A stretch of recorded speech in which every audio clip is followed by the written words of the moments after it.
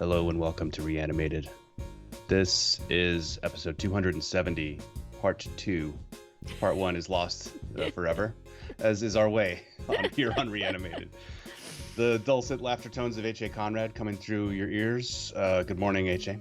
Good morning. So is this like 270, 271-ish? If we count all of our disappeared episodes, we're probably at 275, I feel like. Yeah, it happens Like every that's- once in a while. I'll own up to this one. This one is definitely on my end of things. So sorry, Reanimated people. But the good news is we can talk about 3 episodes of The Walking Dead World Beyond today. And there's also, there's like a couple of news items to chat about. But smattering of news, all Walking Dead related, because if you try to look up anything to do with zombies that isn't Walking Dead, it's all COVID related. it's COVID related, or it's like financial related, or it's video games, which is and that usually is in our wheelhouse. But I never play the zombie mode of Call of Duty, and to my own lack of credit. But that is, I think, the first like 30 zombie stories in my zombie news feed, and I don't have it. Apparently some guy tried to break a world record and the game crashed on him after 164 waves of zombies. And I think we can all feel for that guy. Yeah, it kind of feels like what we're going through now.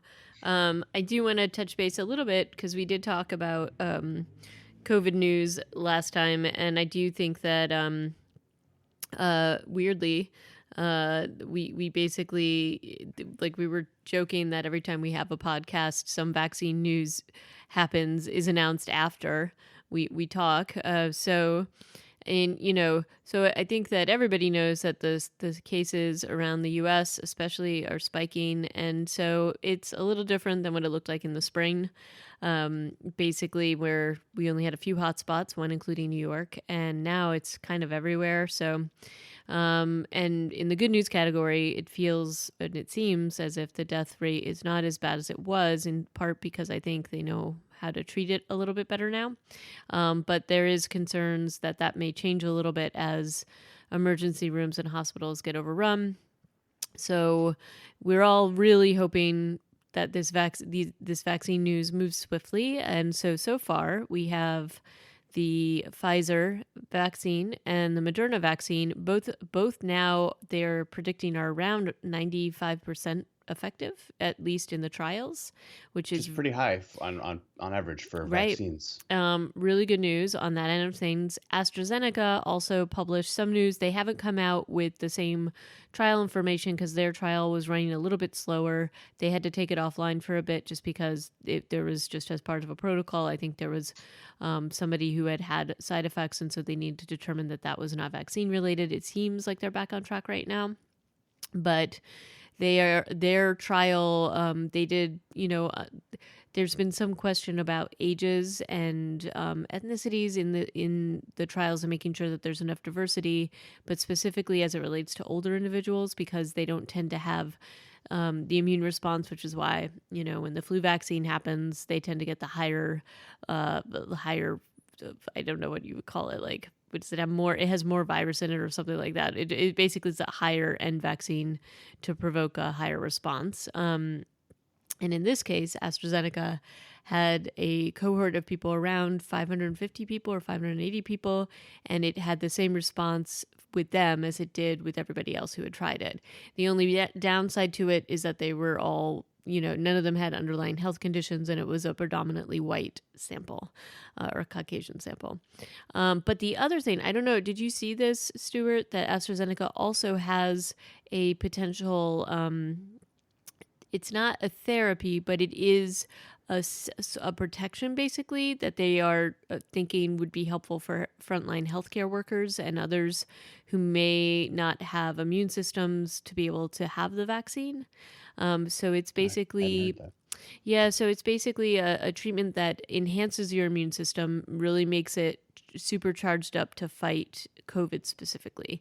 And so far it looks like it's quite effective, and it gives the people who have been in this trial for this particular therapy, it gives them this heightened immune response for 6 months to a year after they take it. It does not last forever. It does not provide immunity to COVID long term, but their thought is that while all this stuff is rolling out, for those frontline healthcare workers, it could provide some protection. Like, so if you were in a space where everybody's having COVID, and you really need all of those healthcare workers there, this would provide some help. And so that's a pretty positive thing. The other So I hear you, HA, say the tagline of this is going to like supercharge your immune system. And I'm sorry that my brain is wired this way, but I immediately go to, and that's how the zombie outbreak began. Like, oh, you died while you were under the influence of this immuno booster super medicine, and now you're a zombie. Well, that's possible. But the other thing I forgot to send to you, Stuart, was this whole thing where they, I will put it in the show notes, but basically, they put human brain cells in monkeys, and the monkeys are smarter. And I've seen that story. And we should put that in. But a friend, somebody that I follow on Twitter and Facebook said, if this ends up being with monkeys on horsebacks chasing me through the woods for food, I'm gonna be very put out. So, so that was like pretty. I don't know. It just made me laugh. Similar vein of thought there. Hang on, I have to give credit where credit's due because he really makes me laugh.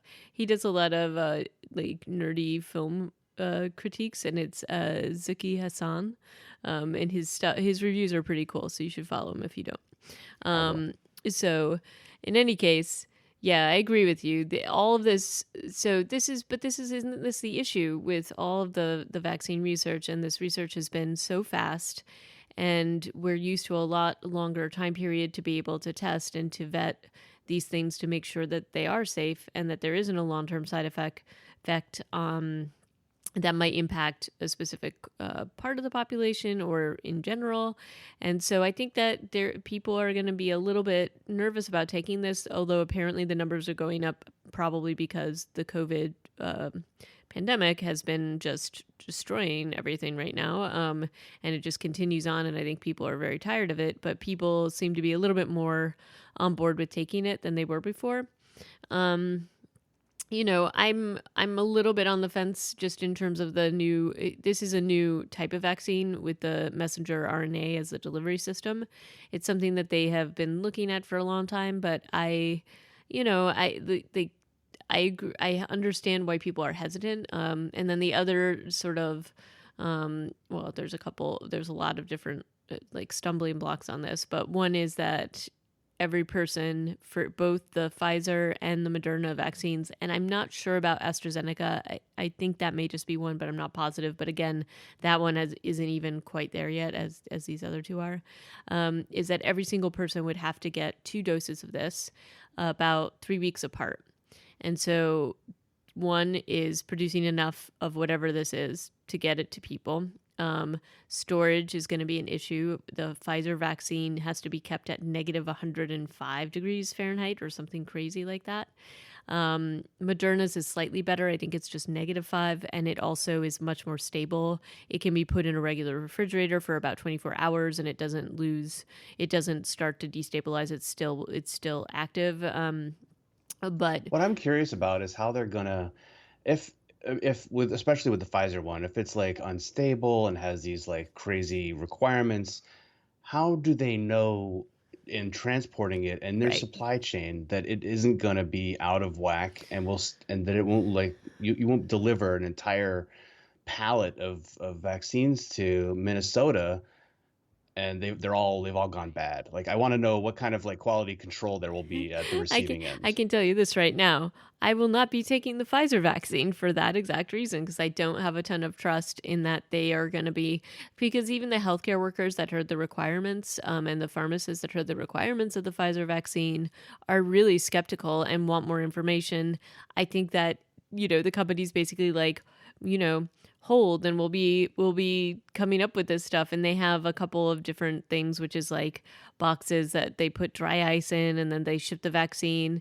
And a couple of states have bought like the super sub-zero freezers to be able to keep it at that level.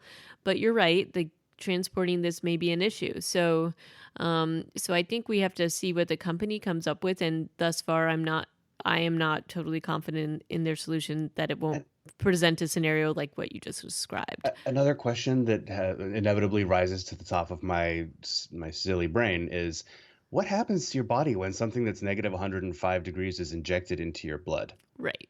Is that a good thing for you? It feels I, like that would be a bad thing. well, I don't. Yeah, I don't know the answer to Like, that.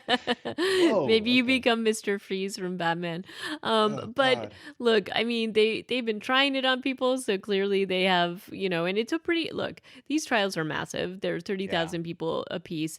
I'm not doubting the effectiveness of the Pfizer vaccine at all. I'm Smarter just people than me are working correct. on these problems, Than so I both of can us. rest mostly. But the other stumbling block, or the other big, I just think just a massive roadblock for this is, okay, say we get, you get your first dose of whatever, Pfizer or Moderna, whatever it is, and then you definitely have to go 3 weeks later. You're not supposed to go beyond that. And is there going to be enough vaccine available to do that? Is it like they slot you for the 2 doses and they keep one for you? Because part of it, I think, is going to be a supply issue. We saw with like masks. We have seen with the flu vaccine in the past that they had a really hard time even getting 1 dose for everybody who really needed it. Like a Yeah. few years PlayStation ago. 5s. I mean, the list goes on. Well, I don't know if you remember, like a few years ago, there was the flu vaccine, and I have asthma, so I typically am on the list for people that are supposed to be able to get the flu vaccine, um, even if there are shortages. But in this case, there were so many shortages that I was even, that I was told, hey, we really need this for like our elderly population and whatever, and so I forego that. I was like, no problem, but so that's and we're talking about The who? the blah blah, the flu vaccine, which they produce every single year, and this is a brand new thing. Yeah. They've got it, like, so basically, even the number of dosages that they're talking about, they were like, okay, well, we can have 20 million to go um by January or whatever. Well, that's only 10 million people that effects. And so obviously the frontline healthcare workers are going to be first, and vulnerable people who really desperately need this.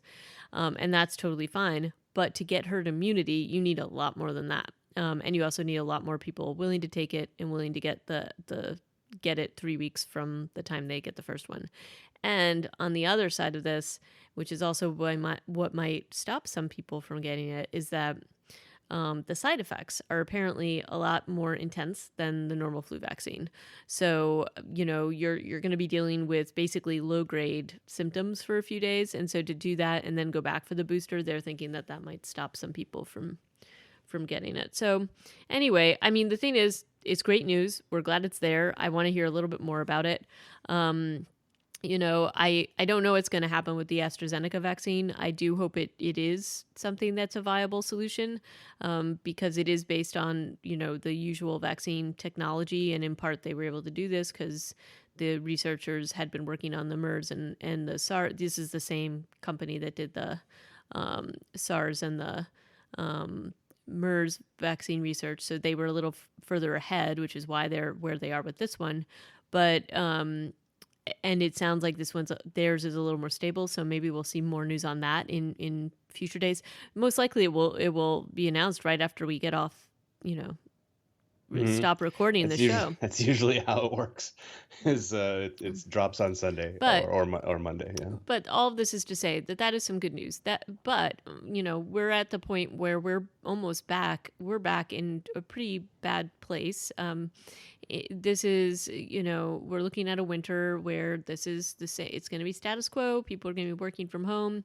New York did shut down the schools as of last Thursday, Yeah. and they're talking about other restrictions. And I mean, look, I'm on a curfew. oh, I didn't know you were on a curfew. Yeah, we can't, as of yesterday, as of last night, we are not to, go out after 10 and before 5. And That's the policy. Well, what does that do exactly? In theory, it stops people from having parties, which, drinking, like, it's basically to stop people from boozing up and getting together with friends. Hmm. I think in practice, it's going to be something that it'll be complaint driven, and so if people are having house parties, their neighbors will be more likely to call and report them. Hmm. Because every police organization that I've seen comment on this has said we're not going to be patrolling looking for people out after 10. We're just going to be doing our normal thing, and please just be responsible for the love of Pete. Yeah.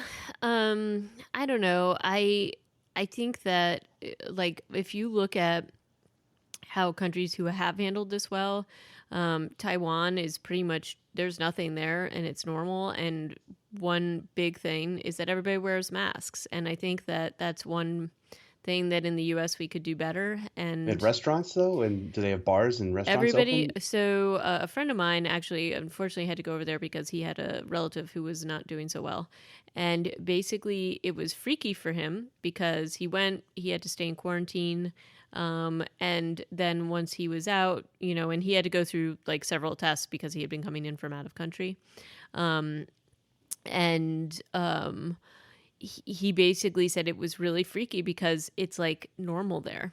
It's just full capacity. They do contact tracing. So when you do go to a restaurant, it is like you have to give up almost all of your details about everything that you're going to do. If you do anything that's publicly, he's like, people are still wearing masks on like trains and, but he said that's what they do there anyway. So that's not out of the norm. Mm. But compared to coming from like the New York area and going there and now he's back again, and he was like, it is just really jarring because it's like they're having they have a normal little bubble of the world there right now. And how was And his arrival treated by the authorities? Were they just like, come on in, New Yorker? We trust Americans in your COVID history. he still had to do he had to let them know where he was coming from, and he did have to quarantine for 14 days, and they were calling him every day, sometimes multiple times a day, to make sure he was home. Wow. Which, if you have a cell phone, I don't know if that, but he wanted to do the right thing, obviously. And so but there was there was no trace of it in Taiwan. So I don't think it's even on the list, but I think it was just people coming from outside the country. They just want to make sure. But Yeah, crazy. I have heard Uh, from other people though that have come through the airports here, and they just walked right by the people taking the information. And they quarantined on their own, but they didn't, you know, they yeah, didn't realize. They were like, "Oh, I gotta go," and so let's just say I don't think that this is a good. I don't think the system is catching everybody. So I don't know. I don't know why we're so bad at this, but obviously we are. We have 12. We have more than 12 million cases as of right now. wow, We're yeah. climbing up to 260,000 deaths. Yeah. Mm. Well, Anyway, let's go it is on time to to move let's on from COVID. yes. Let's talk about some more fun stuff. So this is a little bit older just because of what happened with my audio last time. So sorry, folks. But basically, we found The Walking Dead often does cameos and often has different members of the cast, and so the episodes we're going to talk about today, two of them were directed by Michael Cudlitz, and we also found an article that basically said that the actor who plays Silas's grandfather and his grandmother are actually former the main Walking Dead, the canon Walking Dead show. They were both in there. Jeff Kobler and then Denise Crosby. Although my love of Denise Crosby is basically from Star Trek. So Oh, Tasha Yar. Tasha Yar. What a loss. I know that was a bummer. I think she died in season 1, so it's weird that she had such an impact on the Next Generation fans. Oh man, she was so much fun though. Come on, she was such a great character. That was a real bummer. But in any case, it's kind of the both of them are there in this universe. Though I don't think they're supposed to be the same characters. I think they're just slotted into new roles. Yeah, well, Um, they appear they don't appear. They're only voices. They're doing the voice acting as Silas's grandparents, with whom apparently he had a good relationship. Yep. So that's, that's pretty good.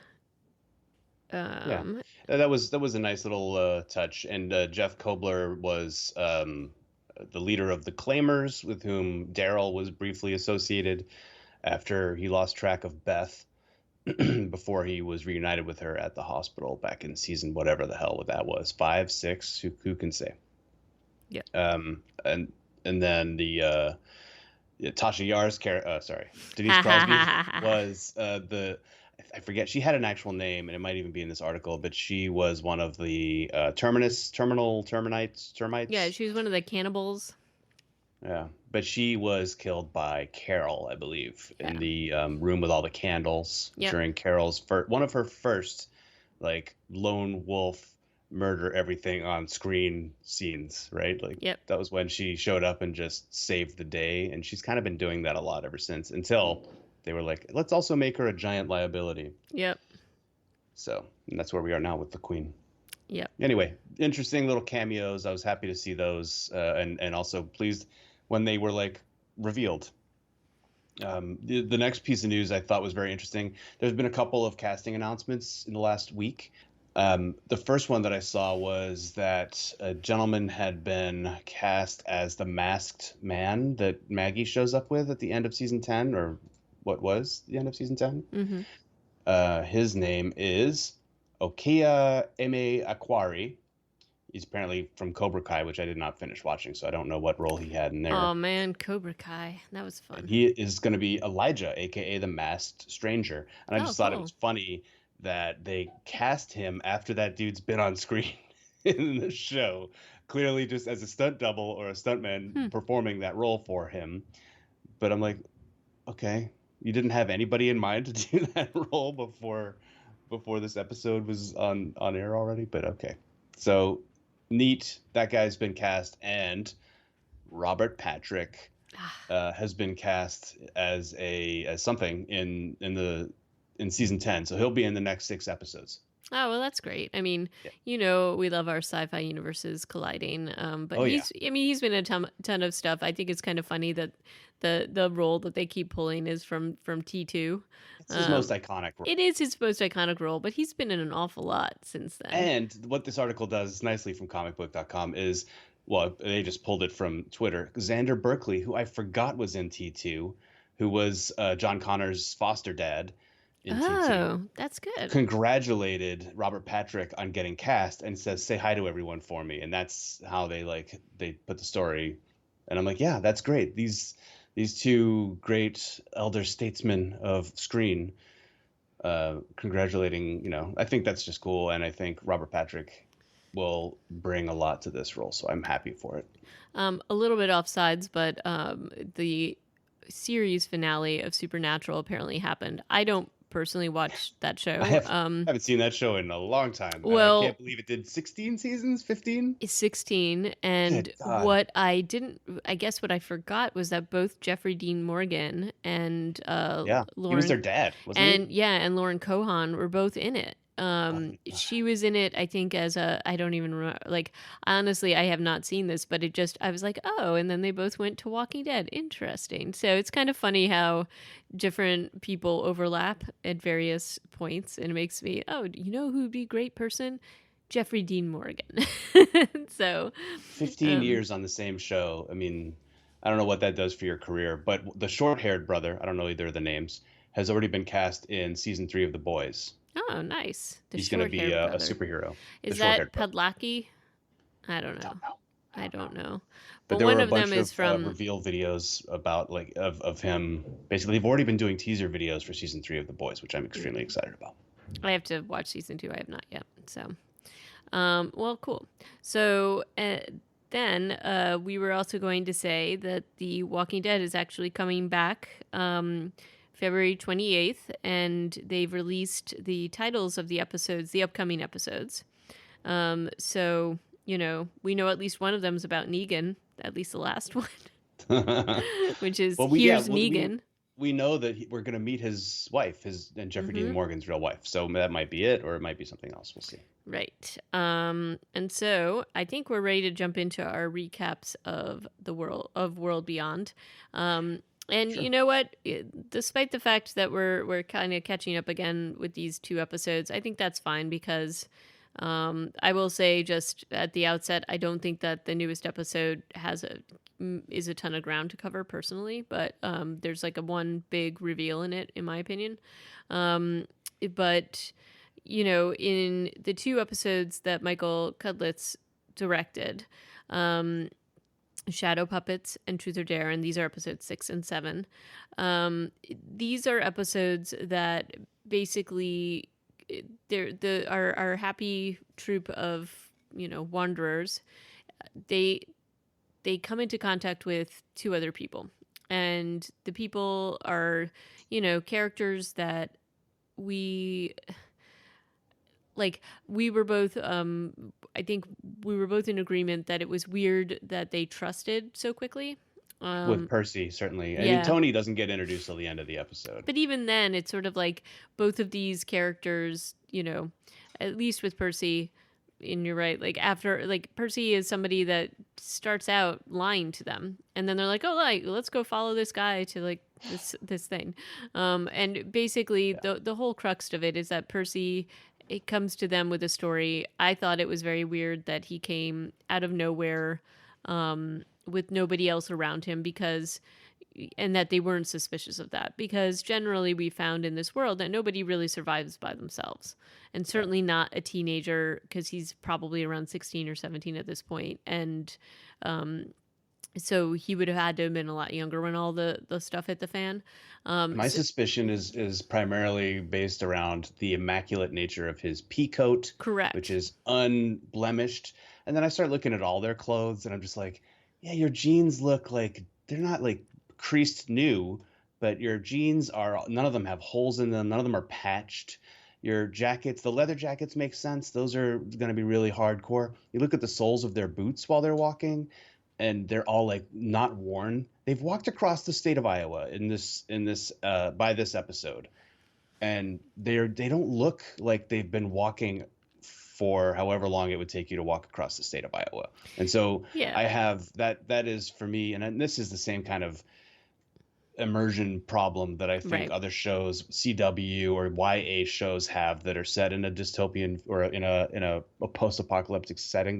They don't want their heroes to look unattractive because it's for Right. kids, and kids want, I guess the idea is that a YA audience wants everything to look a certain way, but for me that way is not, Well, not realistic. I don't know if you were ever a fan of Deadwood, but I used to have a friend that just couldn't watch it because she said they were all so dirty and grimy all the time. And I like that, yeah. Me And the only too. person who was ever taking baths was that one female character, and she was dosed up on opiates the whole Yeah. time. But the other thing I noted, similar to what you were just talking about, is their haircuts, because we've all been through this pandemic, and I think we all know that unless you're like getting a buzz cut, unless you have clippers, Yeah. I definitely tried to help my husband with his haircut. Luckily, we do have a friend that a roving a barber who does rooftop haircuts with everybody masked. So Bill has been taken care of, but my own hair, like, come on, like it's been, let's just say we know what hair looks like at the end of like 6 months. And, these guys have been out there for a pretty long time, and their hair's looking pretty good. Percy's especially is looking pretty coiffed.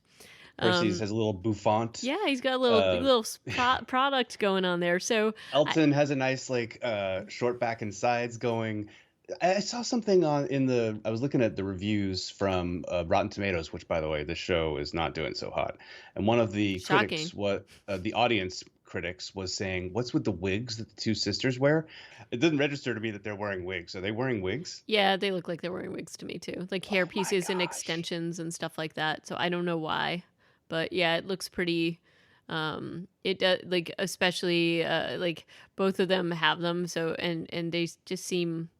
I don't know why. Is it like to try to make them look consistent? I don't know. It's very Maybe that's strange. what it is, but this is a problem, and we've talked about this with the Prime show too. Like some people with short haircuts, I want to see a scene with like somebody with sheep shears doing human haircuts, or I don't know, like some way that this is being managed, Yeah, like it's because just a it's mystery. It's a yeah. mystery.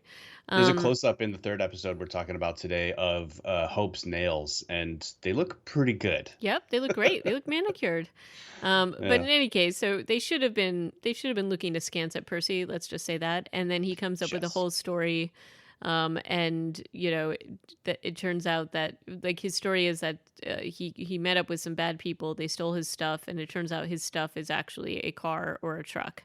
And so this they grow off to find this stuff. And I mean, I gotta say, like, I did like the grift here because it's spoilers. It's Percy and his uncle who are grifting everybody, and they basically have been going around doing this to other groups and taking people's things and just moving on.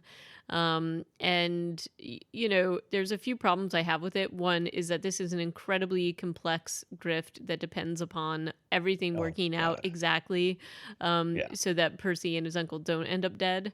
Um, The main like shot of it is that they want to steal these guys' backpacks. right, which So is, what are the odds that they're all going to take off their backpacks or even follow Percy to get this truck? I guess the idea of a vehicle is this thing that it appeals certainly to these people because they are traveling to a specific place, but most survivors, wouldn't they see a vehicle as like a zombie and bandit magnet? right, a target. And like the other thing is that this is the other sort of big hole in this whole plan, this grifting plan, is that there does seem to be, at least wherever they are here in the U.S., is there aren't as many walkers, so it's a little safer to scavenge, and there is still a lot of stuff to scavenge, as we've seen.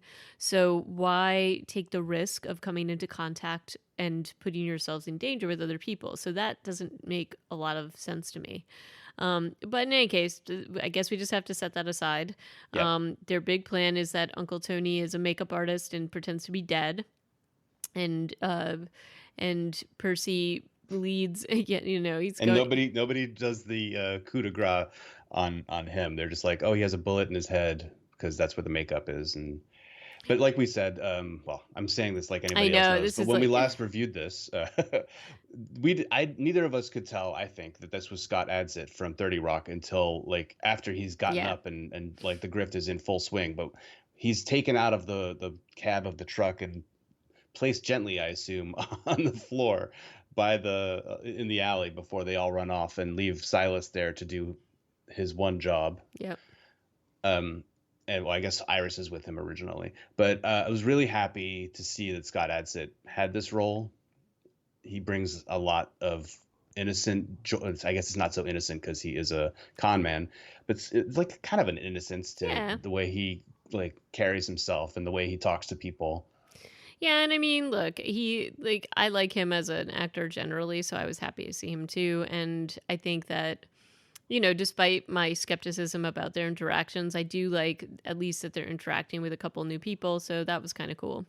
And ultimately, Percy has a change of heart, because Iris comes after him, because she's worried about him. There's a few like really fun jump scares in this, which are kind of hilarious. When with they're like kind of walking through, and again, like my whole thing, this group is so loud. Oh yeah. They're so loud in everything that they do. They never are watching. It feels like they never have watches set up on their perimeter. Like it always feels as if they're just doing really stupid things. So even going into this building with having no idea what's in there and the way they're going in there is kind of dumb.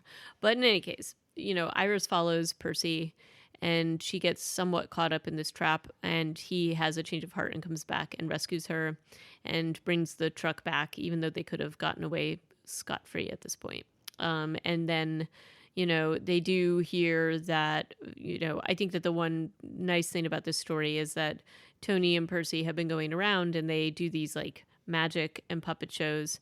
I don't know if they then steal from the people that they're doing this for, but at least they get entertainment out of it. And so there was kind of like a cool little narration and the idea that these entertainments are, something new to this group of people, and that there's somewhat, there's one of the things that I think got a lot of criticism in the Walking Dead universe is that it's so dark and that there's no bright spots. And so you get to see a little bit of a bright spot in this entertainment. I think this is what this show is trying to do is kind of, there are more bright spots in this series than there have been in the other two, Right. because I think they're trying to embrace this viewpoint of youth and optimism, even though these people are all like, for most of their lives have been spent in the apocalypse. But they like listening to loud music. They don't worry about having loud conversations. They walk really slowly and talk about their feelings in the forest. Yep. Which was a peeve of that I had earlier when they're trying to get to Andersonville to find Percy's stuff and for him to rob them.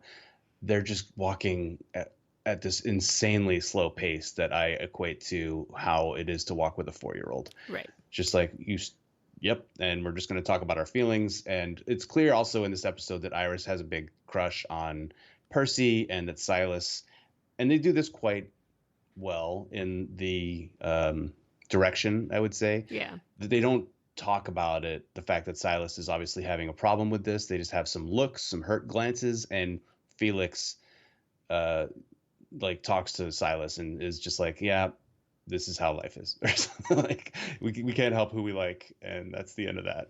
Yeah. But it's setting us up for the drama that's coming in the next 2 episodes. Yeah. And I think that this, at least this part of it makes sense, because I think teenagers are just kind of ruled by their emotions, even if it's in a dangerous world. So I thought that the way that they directed that was great. And now they have a truck, and now they've got a couple of other people that at least have agreed to take them to where they need to go in general, even though they don't yet know where they're going. Yeah. Which brings this episode us... also has a post-credit scene. Have you seen it yet? No. You're just not going to watch the post-credit scenes. That's fine. I will tell you what is going on in the scene at this point. It's at the research facility again, or what we assume is the research facility that was shown in a post-credit scene after like episode 3. The woman is identified now as Dr. Belshaw, and she answers the phone and is talking to someone she identifies as Lieutenant Colonel. So we assume that this is Kublek. What's her name? Elizabeth. No, the actor who plays Julia Binoche. Ormond. Oh, Julia Ormond. You're right, Julia Ormond. Yeah. And you don't hear what Lieutenant Colonel Kublek is saying, but the woman says it's going to be fine. Dr. Bennett won't be a problem, nor will his security detail, and yada yada. Like, and she's looking at this picture on her desk that has Dr. Bennett, the girl's dad, in it. And his security detail, if you recall, is Felix's boyfriend. So they are apparently still alive, but I don't know if they will be by the time. Yeah, by the time they get there. But that's, yeah. Well, or they'll figure out, I don't know. Maybe they probably still need his brain for something, probably. So there are some theories floating around on the internet about what this is going to be. There are also some interesting theories about this series in general, that it is going to lead into a Rick reveal. Which, well, I mean, it's possible because you've got the organization with the helicopters and such. So maybe. Definitely, this could be that vessel. It's just the pure lack of information about production on the Rick movie. Yeah, is kind of what leads us to think, well, I mean, there is a whole nother season of this in theory if they don't get canceled. Right. But anyway, so that does lead us into Truth or Dare, which is the next episode, which is a Huck episode and also a teenage idiocy. Yeah, episode. Definitely. So we learn a lot about Huck in this episode, mainly through flashbacks, and she is, again, we got her like running through the woods. I definitely was like, she is somebody who you think can survive and has shown that she has survival skills in pretty daunting situations. So you don't worry about her being out on her own. But there is the really funny scene in the beginning where they basically show her, they show her getting ready for the day. She's being very careful, whatever. And then suddenly she hears a truck and just like dives behind this like tiny bush. And they've obviously seen her. So had they not been her friends, I think this would have been. And the question is, how did they even find her? I don't know. Yeah. But in any case, before this, like while she's dreaming or having her flashbacks or whatever, not shockingly, we see that she was trained and she was part of a sharpshooter outfit. Is that what it was? She's certainly in the Marines, and she has a designated spotter, which makes her a marksman. Okay. Beyond that, I don't really know much about Marines and how they're organized, but she is a crack shot, is what they're basically telling us. Okay. And, the first thing you notice is that her spotter has like the same scar that she does, which comes up later. And we see just throughout this episode what they have to contend with during. We see basically pieces of what happened when everything happened with the walkers, when the world started to get overrun. Yeah. And so It's kind of an interesting sequence of flashbacks, if taken together, makes for an interesting little story in one of the times of the Walking Dead apocalypse that I find most interesting. It takes you right back to season 1 of Fear the Walking Dead. Right. And one of the things that we have commented upon is that there is a dislike for how they try to make the military into this sort of like evil entity, or that there's like a ton of bad actors, because especially in this scenario, I do think that they would be doing the things that the best that they can to help preserve life and to help people, but also recognizing that these are humans and are probably also scared. So I think at least with what Huck does, they change that theme a little bit. But it's just still not enough. There aren't enough good people. Well, there aren't, and so there's balance the scales. Yeah, so they right? get these. They've been basically going and recovering people who are survivors, taking out walkers. They go into this building where there's survivors upstairs, and they have to take out the walkers. And then, for whatever reason, they've caged all the people. And actually, this is in line with what happened with Fear the Walking Dead. They kind of like put everybody into basically a containment area, and maybe to either questionably keep them safe, or to keep more people getting infected because they didn't have a ton of information. But in this case, they get orders that they're supposed to kill everybody. And not just there, but like I guess everywhere they go and out in the street. And so, do you remember when we first met Strand and he was in a containment facility and he talked a guy into killing himself? Yes. That was a very different version of that yes, character. Very different. And so the thing is that she doesn't want to do this, and she ends up taking out her entire unit, and including her friend and lover, I think, her spotter. And I think that more people would object in this case. I do think that people are trained in the military to follow orders, and I get that. But this seems like so far beyond what, it just felt a little mustache twirly to me in a way it's super I'm not psyched about. It's too broad strokey. It doesn't take into account at all that if these people are being given this order, like Operation Sunset or whatever they're calling it, that they have to immediately realize that that's going to apply to everybody in their families and friends also.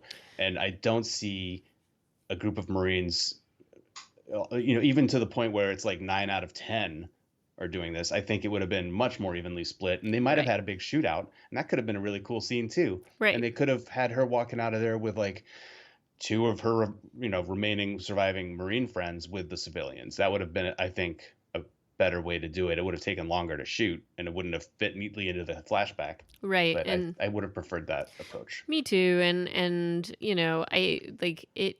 Again, I think that these are hard things to portray, and I felt like that would have been a more interesting narrative anyway, and more likely. But it does show you a little bit of her background. She has serious training, and she made some pretty tough decisions. And she is telling I don't know if she actually I don't think she actually tells her story. She just kind of is thinking it, and it relates to her talking to Hope about Hope's secrets, and because this is the episode where Hope's kind of breaking down because she understands that more. I mean, she knew that she killed Felix's mom, but it's really weighing on her, and she kind of wants to tell him. Sorry, Elton's mom. Elton's mom, not Felix. Felix's sorry. mom, poor woman. I think she was probably killed by Yeah, I her think husband. she was probably killed by her husband, but sorry, Elton's mom.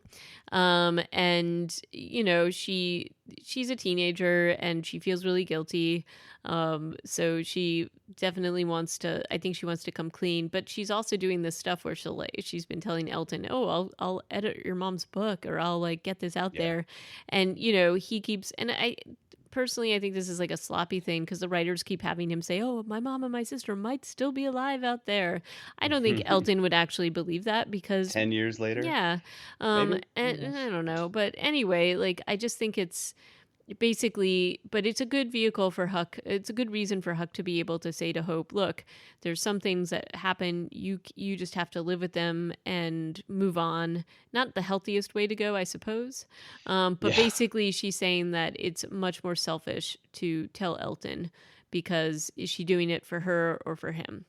To like And sort of what's interesting as a result of this is, yes, Hope is feeling guilty, so she's like reaching out to Elton to do these things as you're describing.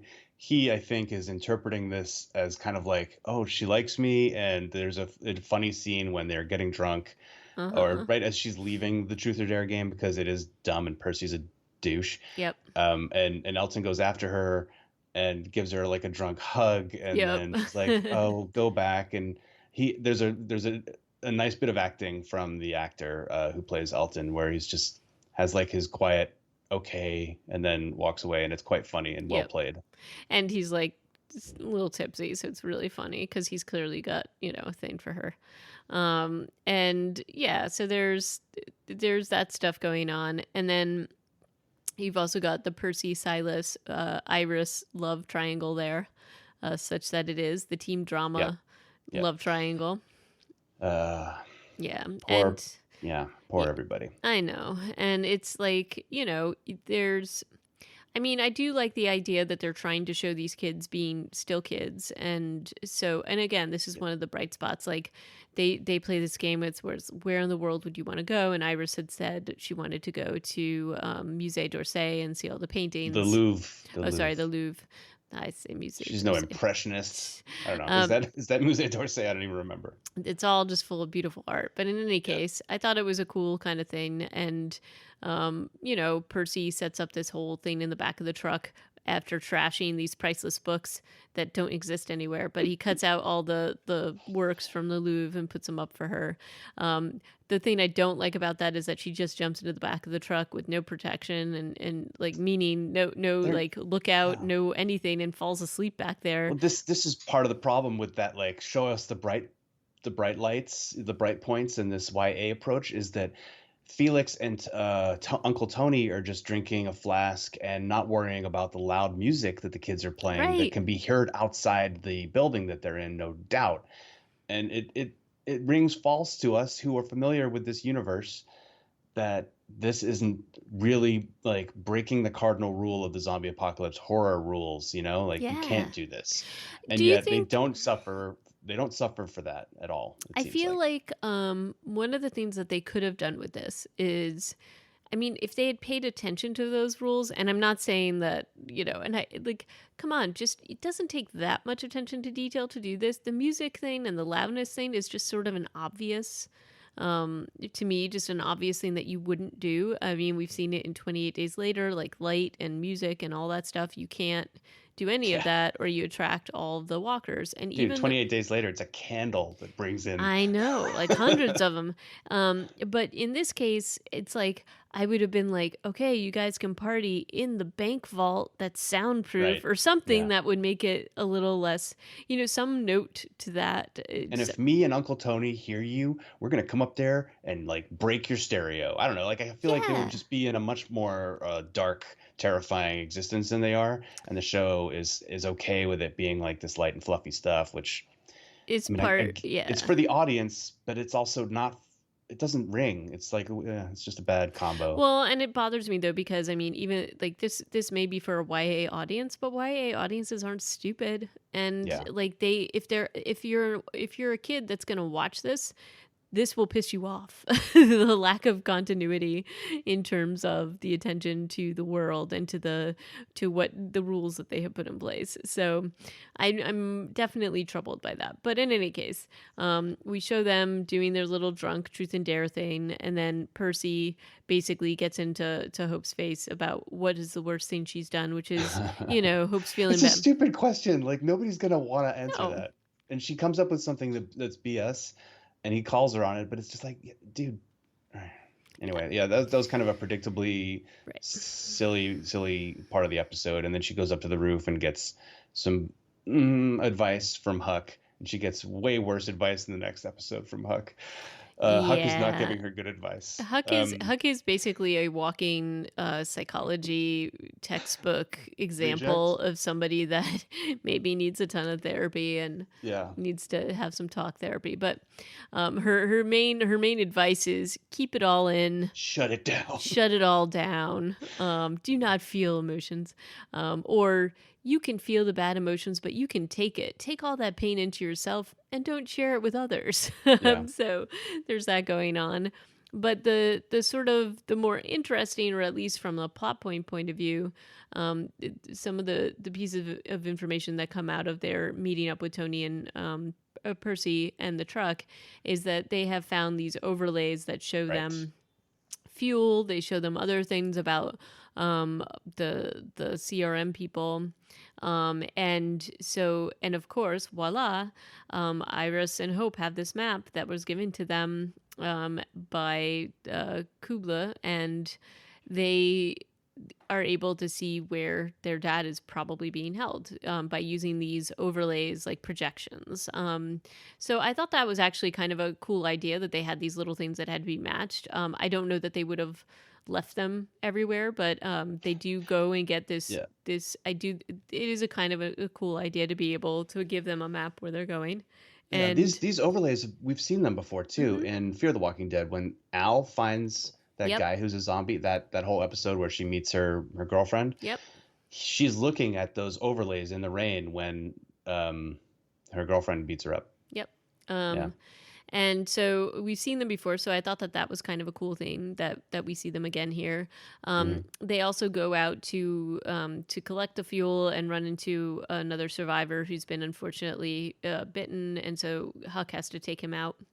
But that was again bonding her a little bit more with Hope about their sort of commonalities. And this entire scene and sequence is interspersed with a lot of flashbacks for Huck, which is not surprising since the whole Marine Corps flashback, other than the part in the bar, takes place in these underground tunnels, and now they're in like an underground fuel refinery CRM depot area by a stadium, I believe. And but this, I guess, is supposed to be how we come to realize that Hope was abducted or stolen by this dude, because Huck has just been wandering around imagining her former times as a Marine. But we did, we can't neglect to mention the really big ad campaign in this particular episode, which basically there's this whole scene between Huck and Felix, and she's giving him a Mountain Dew that she found in a store, and there's like advertising throughout this episode for Mountain Dew, like just like old signs and things like that, when we see Huck running around before she reunites with the group. But I know that Mountain Dew is made of stuff that probably lasts a lot longer than other things, but I don't believe that Mountain Dew would last in its state for 10 years without tasting absolutely disgusting, like in a plastic bottle. No, I don't think that's happening. Maybe in a glass bottle, but not in a plastic bottle. But that's not how Felix takes it. He's like, I used to drink this stuff like water. Yeah. It's a bit much. It's a They little bit. couldn't just leave the sign up in the background. They had to bring in a bottle I know. and throw in that dialogue. Well, and you know, we've talked about this before, but it makes me wonder. There's specific things you could definitely advertise on this. Like I would say, mainly like outdoor and survival gear that Hmm. does last this long.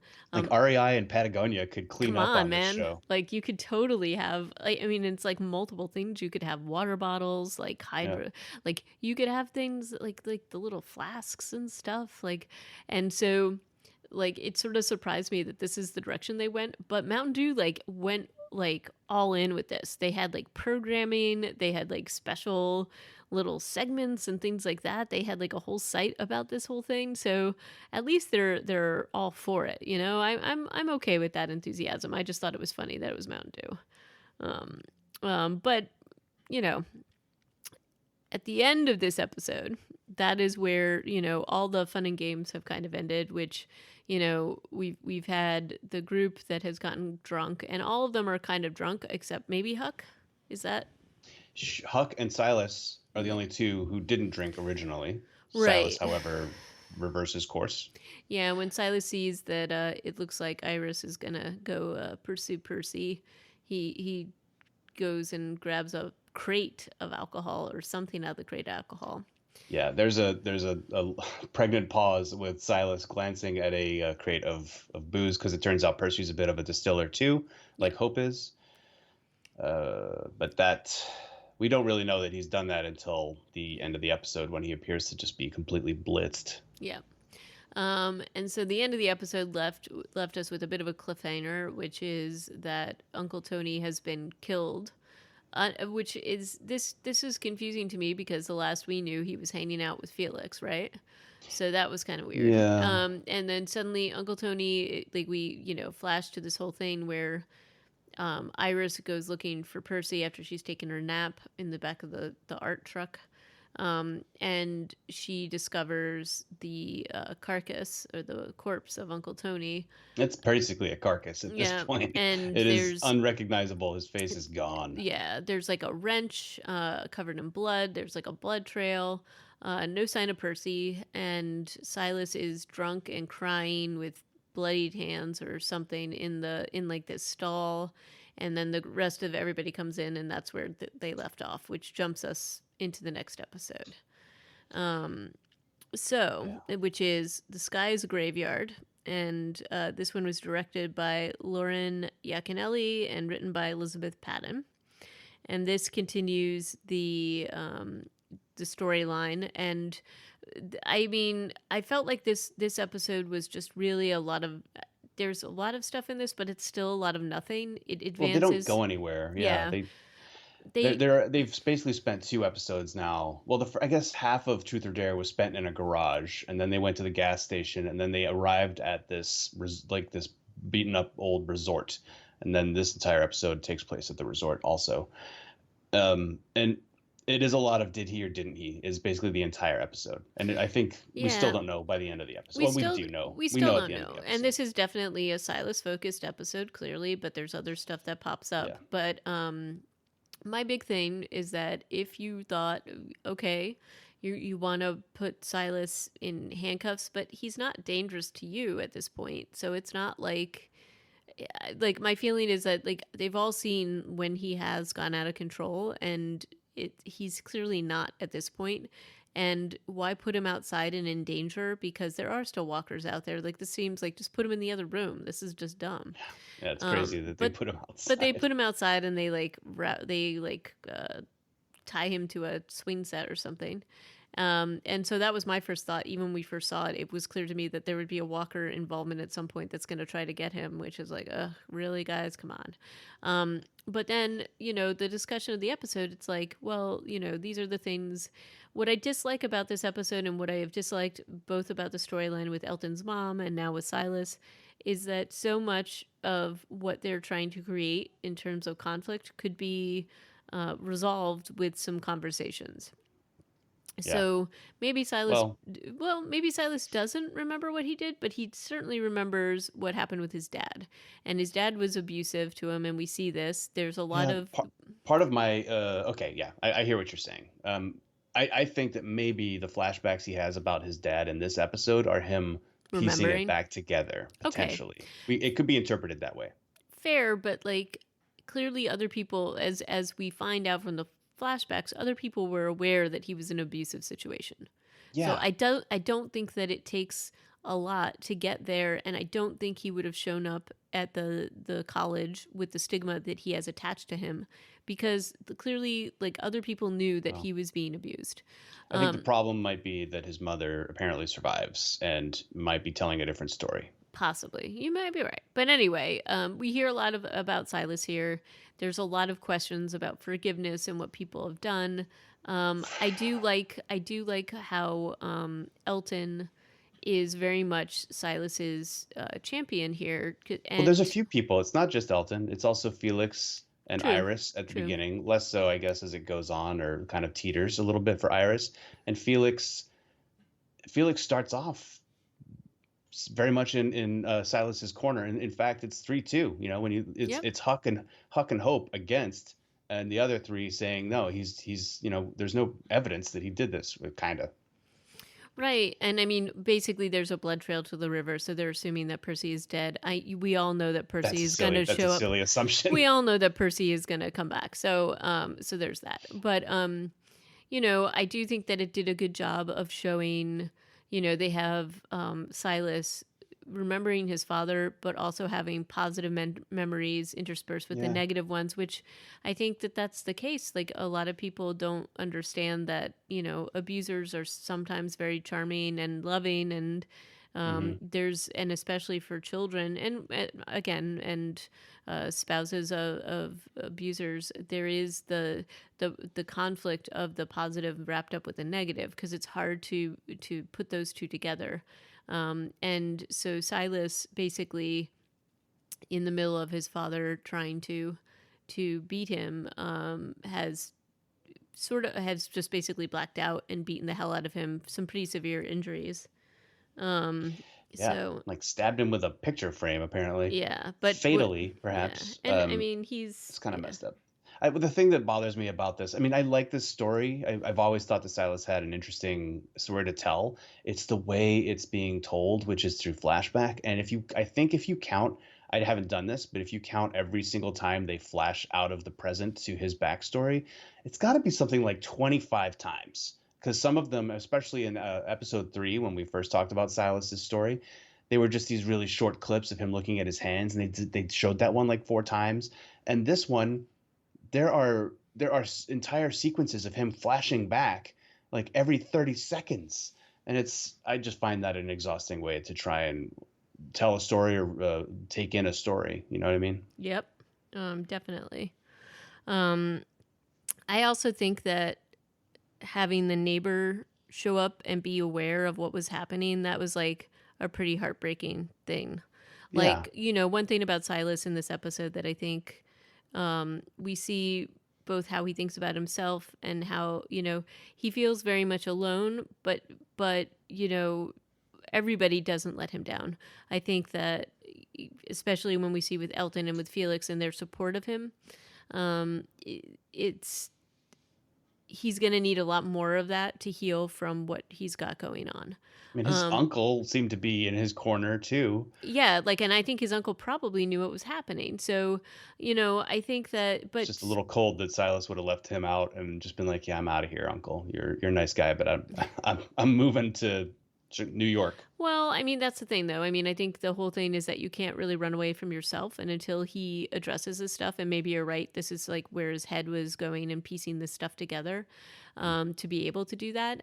He doesn't yet have the memory of what happened with Tony and Percy yet. But even Elton said that the only time that Silas has ever behaved in a violent way was when he was threatened or others were threatened.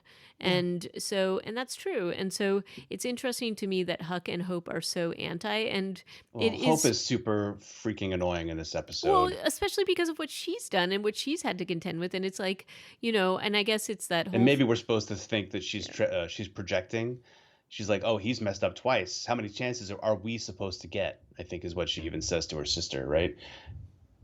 Yeah. Yeah, so it's like, and even that comment though, it's like, well, you've been hanging on to this thing and this guilt, and you haven't told Elton, and but you're gonna totally sort of come down on the bad side with heroes with Silas. It's sort of dumb. She is being egged on by Yeah. Huck though, and Huck is also, and I'm not going to talk around this. Huck is actively trying to shift the blame to Silas. It's clear. It's very clear by the end of the episode for me that Huck is he is her patsy because, spoiler alert, she did it. I think. I mean, 100%. I think she did it. What, that she killed Tony? She killed Tony Oh and yeah, tried to clearly. kill Percy because for whatever reason, maybe she needed the maps. I don't know what she needed, but Well, I think, it it becomes clear at the end of this episode. I thought the same thing too, and then I was like, oh, aha, well, this makes sense yeah. why she would have done this. But So, she goes and finds the William Blake that Iris had done and thrown away, and that Silas had recovered from the trash. And there's a whole conversation about that. And Elton, I think, makes a very good defense. Like, this is beautiful. It shouldn't be thrown away. Or maybe that's what Silas said mm. later.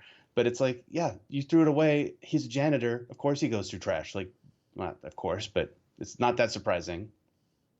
I don't know. I felt like I thought that there was some good writing here in this back and forth.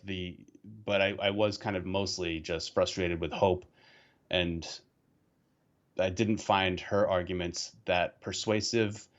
And it was kind of interesting to hear Huck tell her something like, got to think of Mm. the greater good. And then Hope just goes around and talks to everybody that will stop and listen to her for 2 seconds About the about the greater greater good. good. Yeah. And I'm just like, you don't have a lot going on, do you? Nope. Yeah. Well, it's sort of like she believed, and I mean, I think that's exactly why Huck kind of, I don't want to Mm-hmm. say goes to her, but she knows that that's exactly what she'll do. Like, she'll go out and spout whatever. Like, clearly Hope Hero worships Huck, so I don't know. And then we've also got, I think that the interesting thing is that also, like, look, like, Iris has lived in this world. She's not dumb, and she has been a little bit sheltered, but she's Mm-hmm. not dumb. And even if it turned out that Silas did this, I feel like she would come out on the side that Elton did, which is that there was a reason. And I really just think, I don't think that this is how it would have ended. I don't think they would have let Silas go. And Silas is very, they all come up with that whole thing where they find the drawings as motive because Silas was jealous of Iris going after Percy. But like, even then, I just don't feel like this is how this would have happened with this group. It doesn't make sense to me. And you know, other than Huck, because she obviously has something to hide. Yeah. But everybody else, I feel, would have said, you know what, Silas, we'll deal with this and we'll figure it out. But you must have had a reason, So I don't know. And then the big, not shockingly, but Hope totally goes against what Huck had said and like tells her Hmm. truth to Elton, and poor Elton is just sort of like left with this burden, and I think Lots of burdens. This is lots of also carrying burdens. Silas's bag. Though I mean, what did make me happy is that at least it's not like Elton just randomly saw the marble necklace Hope's been toting around that is Yeah. obviously identifiable as his That mom's. was a bad way that could have gone for sure. Like, wait, I recognize that. Yeah, so I'm glad that didn't happen. And I'm But glad that the truth is finally out there. When as this episode ends, it's Silas is off on his own. He's abandoned his headphones, which I assume means he's ready to face the world. Or I don't know exactly. Elton is following him with all of his stuff and the marble, and they're probably. I think this is what I think. What's the word? Projection. I think they are going to hook up with Percy and become a traveling trio, and then they're going to save Hope, Iris, and Felix from the evil clutches of Huck, because Huck is a mole for the CRM, and Huck will also do a reversal and become a good guy again, but then she'll die, and I think Silas is also going to die. yeah, These are my projections. I think maybe that Yeah, I think you might be right. I feel like Silas is up for a good sacrificing himself kind of a thing. No, Yeah, feels like it. he'll go out like Hodor. Yeah, something like Hodor. And then the reveal that Kubla is Huck's mom is pretty big. Yeah, I guess that is what they were saying. Yep. Or what because she's and that's why she has that watch Yep. when and so the way we find out is through a flashback, I guess, that when she went off to do her scouting ahead, that's when she went and met with Kublek, and that's when she got the watch, which features in the very first scene we see Huck in the Huck Heavy episode. Yep. That watch, and Felix remarks on her bling. Yeah. And the watch was her dad's. The watch was her dad's. That doesn't necessarily mean that Kublek's her mom. Yeah, but I guess the way she says, "Is this dad's?" Yeah. And Kublek nods, which means, I mean, I guess that's kind of the way you would talk to your mom about your dad. Maybe.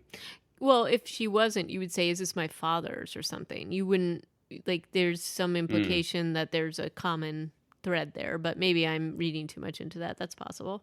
Yeah. But there's a lot more to tell about Huck's story, obviously. Yeah. So And the Marine thing is probably canon and true, but where it went from there is kind of, there's a lot to tell, obviously. And I think that's to me, Huck is a way more interesting character now than she was. We were saying, like, we don't know a whole lot about her. Some of the criticism I've seen is that she had this like super fake joviality about her when we first met her, or like a forced happiness that was maybe the actor's performance more than it was the writing. But now I think it makes sense. Like, and you could also definitely explain it away as this woman's not an actor. She's a Marine who's also a spy, and that's a tough job. Did she say something about her? I feel like she said something about her mom in some episode, in the one with her backstory. Something about her mom? I feel like she said something about what her mom did, but maybe I'm misremembering, because I feel like that would have been a clue, but maybe I'm, Yeah, I don't recall. I felt like that episode was all about her with her spotter and getting drunk and watching the news. Was it in that first? I think so. Maybe I'll have to rewatch, but I felt like she made an offhand comment about her mom being, maybe both her parents being in the armed forces. I feel like she made some comment about either one or both of her parents. So now I have to go back and figure this out. But but in any case, we have the table set for the finale, or the whatever it is. And I think you're right. I do think that we're going to have the two groups meet up again, and it will be probably a Huck big reveal to the group that she's a mole. But I think that she did, like, totally. I was thinking that she probably had killed Tony during this episode, just the way she was acting, because she's so against Silas. But once the CRM piece, the flashback, was revealed, I thought probably it's because she needed to get the overlays and stuff and didn't want them to have that information. Right. So, I mean, she's clearly got her own tasks here, so she's leading them somewhere specific probably, and that may have disrupted her plans. We don't know. So I guess we'll find out more in the finale. I hope we do. I hope that they don't leave a lot of these kind of new revelations out there to sit. I want to see Silas and Percy and Elston all reunite very quickly and come up with a plan, whether it's to try and follow them or do their own thing but accidentally run into them. I'm assuming that that's how that's going to go anyway. I mean, maybe the next episode will be them all giving them each other haircuts. Like, Silas will come out with like this pretty cool slick thing. They'll find like a store with new immaculate peacoats for them all to wear together. Yep. There'll be like a little gang of really well coiffed teenager boys running around. Percy will join in. It'll be great. But anyway, if you have any comments about this episode, feel free to send us a tweet, Reanimated PCast, on the Twitters, reanimatedpodcast.com. You can leave a comment there on our site, or you can send an email to us, reanimatedpodcast@gmail.com. And until next time, hope everybody has a happy Thanksgiving, and thanks for listening. All right. Thanks and bye.